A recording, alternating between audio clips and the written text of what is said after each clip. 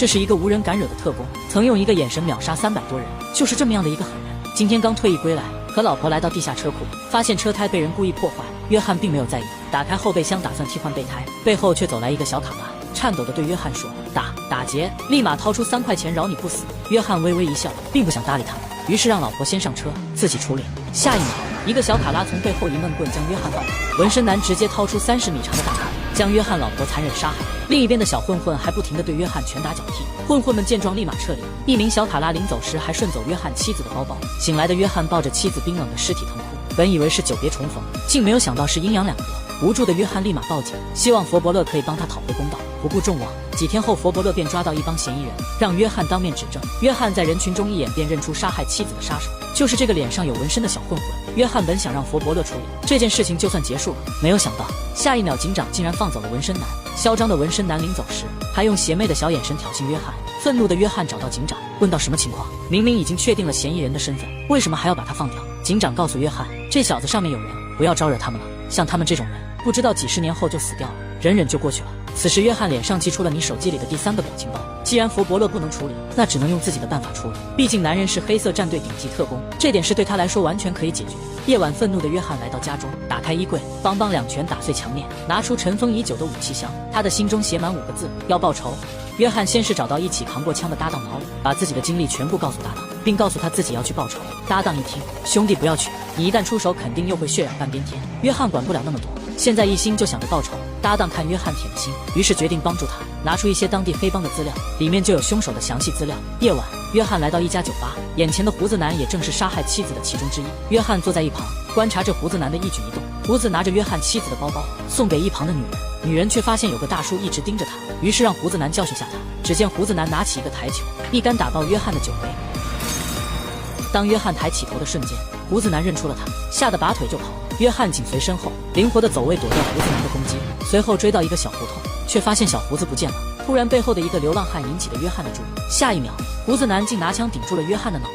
顶级特工的约翰飞速转身，一把抢过武器，一个大拳头将胡子男打趴在地，并逼问他们为什么要杀掉妻子。小卡拉宁死不敢说出上面的人，无奈之下，约翰直接送胡子男领了盒饭，并和搭档干净利索地处理了尸体。然而这一幕却被黑帮的一个小弟拍下，随后小卡拉立马将拍下的一切交给黑帮大佬，本以为会得到奖励的小弟，没有想到黑老大直接将他一只手截断，理由是有时间拍照没有时间摇人吗？与此同时，搭档在办公室遭到纹身男的埋伏，几人完全低估了搭档的实力。老头也是人狠话不多，出拳快到自己都看不清，几下便解决掉这群卡拉们。一个卡拉拿起狼牙棒挥舞着，搭档一脚将他踢断，吓得纹身男撒腿就跑。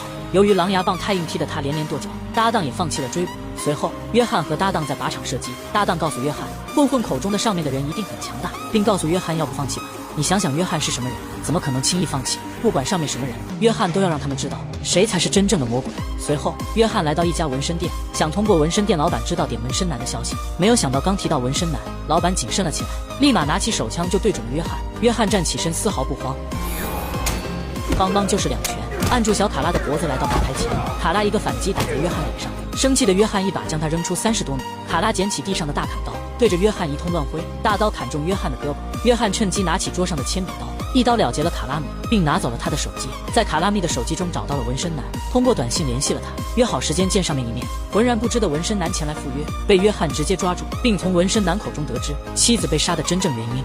这群杀手深夜闯进约翰女儿家中，一个巴掌将他打倒在地，并拿枪威胁他让他打电话给约翰。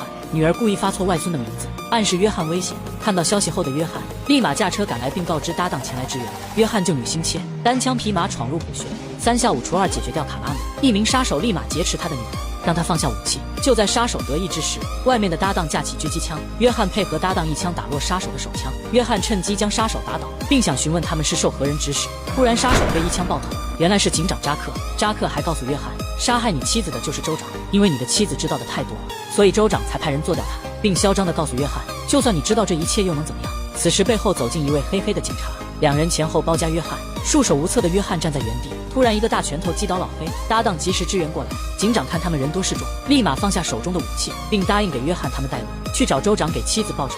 很快几人便来到州长家的大别野，约翰一拳将警长打晕，并且在汽油箱放下一枚炸弹。当警长刚醒过来，通过后视镜发现已经晚了，一声爆炸解决了他最恶毒的手。而后备箱的黑黑却趁机逃了出去。